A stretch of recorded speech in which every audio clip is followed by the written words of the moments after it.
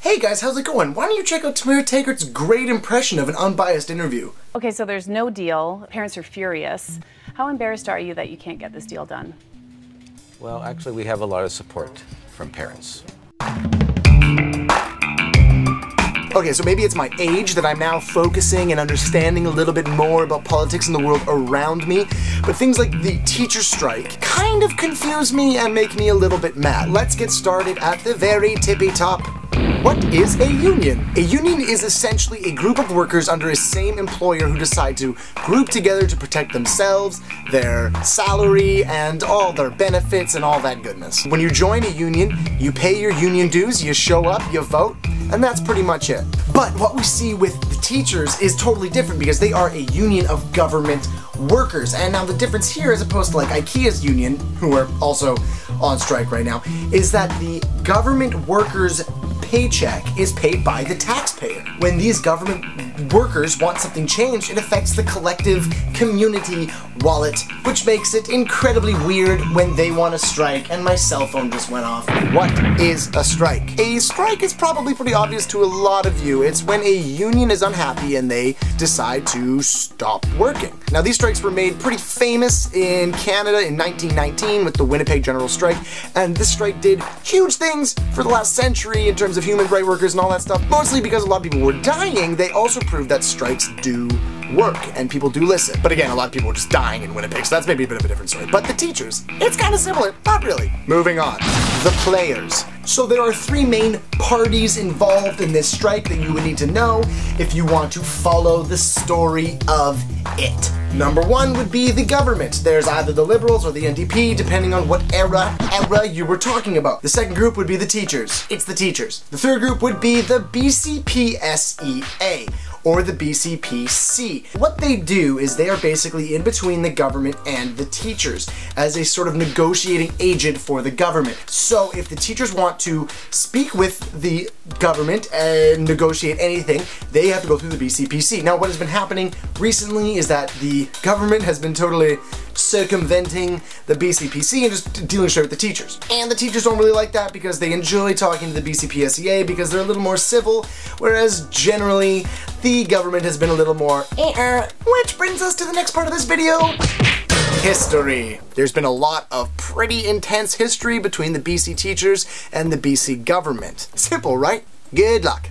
1990-ish. So in the early 90s, there were over 200 accounts of minor bargaining. Now, this was basically just to raise awareness that the teachers were upset about general class size and composition, something I'm sure you've heard a lot about, and this is not a new thing. This has been around forever. The teachers know that things like amount of kids, lack of support staff, like TAs, SEAs, librarians, special needs kids, or even ESL students, greatly affect their workload and also how much attention that they can equally distribute amongst all the kids. 94. Government officials are mostly voted into power by the party that you do or do not vote for. So you vote that person in power based on their opinions of where to put that money. So when a union head who you did not vote for tries to muck with the government's control of money and spending, people get mad. So that was a issue brought very clear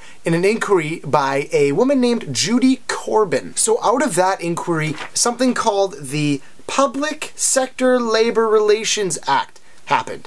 And basically that allowed the teachers to negotiate and compromise and talk through all these things that they wanted. Except for classroom composition, kinda, sorta. It was really vague because, see, this act kind of had to do with all jobs in the public sector. 2001. This is where things get interesting. Christy Clark and the Ministry of Education, they advocated changing the ratios between the peripheral staff, like the SEAs, the TAs, the librarians, and the teachers. So changing the amount of them in a classroom. And on that same day, the BCPC tabled a proposal to get rid of those ratios entirely. They are basically saying, hey, you need help with those 2 special needs kids, the 8 ESL kids, and you know, those 15 other normal 5-year-olds. Nope. So the teachers did a vote.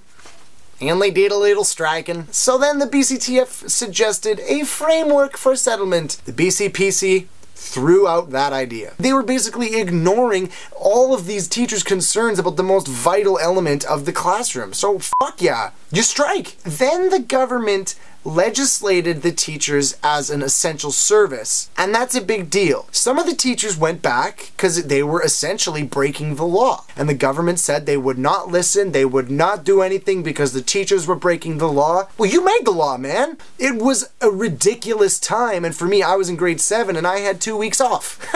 So here's a quote from the BCTF's website. Christy Clark, as education minister, brought changes to the law that stripped the teacher collective agreement of many guarantees that had previously been negotiated.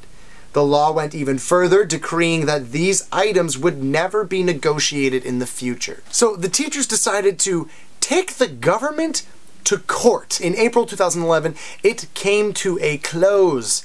And check this out. The government infringed teachers' freedom of association guaranteed by Section 2D of the Charter. The teachers won. Hooray, right? Hoonah. The government appealed and took them back into court, and therefore just prolonging it all. So the courts basically said, yeah, no, what you've been doing for a long time, totally unconstitutional. The government said, are you sure about that? Just check again. Wasting time. And meanwhile, the teachers are on strike with no money. Why do the teachers have no money? Why would the government want this to take a long time? Remember back when I said that when you join a union, you pay your union dues. Those are annual. And those go to things like administrative costs, strike pay, legal fees. They've been wrapped up in the courts with the government for a decade. Attorneys at that level are not cheap. Think of how many times you've heard of the teachers going on strike in the last 10 years. They're paying strike pay to 40,000 teachers across this province. That money runs out. The government must know this. Are they starving them out? Forcing them back to work? Why? If a company is in peril, they look at their costs and they cut out what they can. Okay, I know you could say, well, why would you put a $12 trillion roof on BC Place? Why don't you put some of that in our schools? Well, that's a one-time cost that saw immediate profit. Shut up! Higher wages, more staff, are massive expenditures on the government that don't really see any immediate return. 2014. So this year's round of striking has been particularly brutal. Here's what has been happening in the last month. 2 weeks ago, the teachers tabled binding arbitration, which basically means that there's that middleman who comes in and decides what they should do, but they have to do it. It's binding. The government said there's no way we're gonna do that. So then the teachers did a vote within themselves and they said 99% of the teachers would go back to work if the government did arbitration at all. So no matter what the outcome was, the teachers would go. And the government said no. That leads me to the most current chunk of information that I have. As of today, September 16th, 2014, they have apparently come to a negotiation. Over the next 5 years, they will receive a 7.25% pay raise, a $108 million present to the BCTF for settling grievances, and $105 million for specialist teachers and teaching assistants. Let's see how this will play out because the government has been known to rip up contracts. So why did the government give in? Some people are saying it's because of the public backlash against the government declining arbitration. And here's a kind of interesting thing. The key mediator in this whole negotiation, Vince Reddy, he had to catch a plane on Tuesday the 17th. So that means that no matter what happened this weekend during negotiation, the key mediator was not going to be there and they weren't going to be able to do anything for a couple weeks. Who knows what that motivated? Just listening to all this is ridiculous. It's a tough,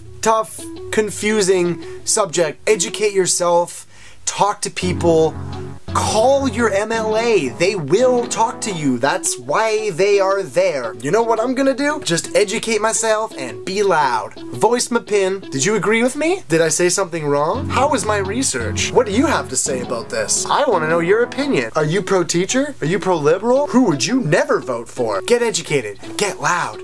Now on the court case issue, I said let's set aside the grievances that come from the court case while it runs its course.